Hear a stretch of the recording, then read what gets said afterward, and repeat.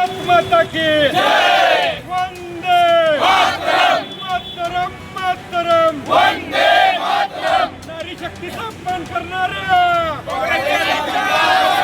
नारी शक्तीचा अपमान करणाऱ्या ही चिंगारी है, ये चिंगारी है। फूल नहीं सो धिक्कार सो, धिक्कार सो, धिक्कार सो। माता की जय, वंदे मातरम, वंदे मातरम। की नारी है, फूल नहीं चिंगारी है, ये भारत की नारी है। शक्तीचा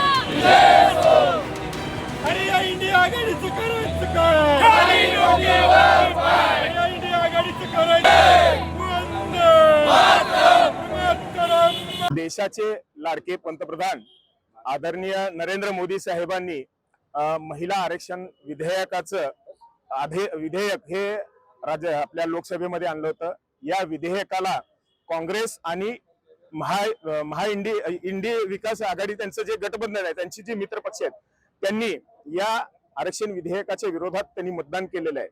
आपण नेहमी पाहत असतो की काँग्रेसने नेहमी महिला सक्षमीकरणाच्या खूप मोठ्या गप्पा माते मारत असतात, खूप मोठी भाषणं ते देत असतात, पण जेव्हा महिलांसाठी काहीतरी करण्याची वेळ येते त्यावेळेस त्यांचा जो महिला विरोधी चेहरा आहे तो आता ह्या निमित्ताने उघडा पडलेला आहे। मला दुर्दैवाने सांगावं वाटतं की आमच्या सोलापूरच्या खासदार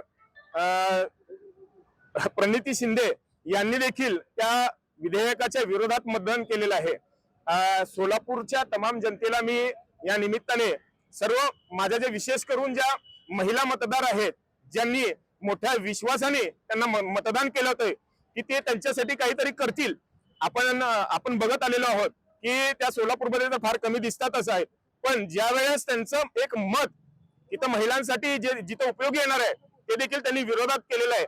आणि खऱ्या अर्थाने हा काँग्रेसचा जो महिला विरोधी नीच मानसिकता जी त्यांची आहे ही आता त्या निमित्ताने उघडी पडलेली आहे।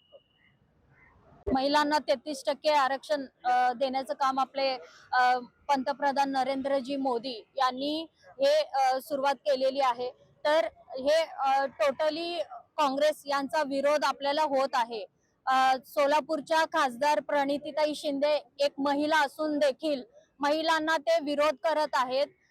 त्यांनी विरोध करत असताना याचा विचार केला पाहिजे होता की त्यांनी या सोलापूरच्या महिलांसाठी त्यांनी आजपर्यंत काय केलेलं आहे।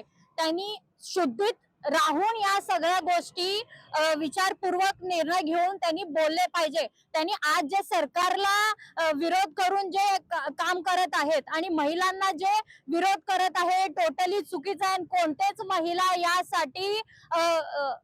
यासाठी हे त्यांना हे सॉरी एक मिनिट।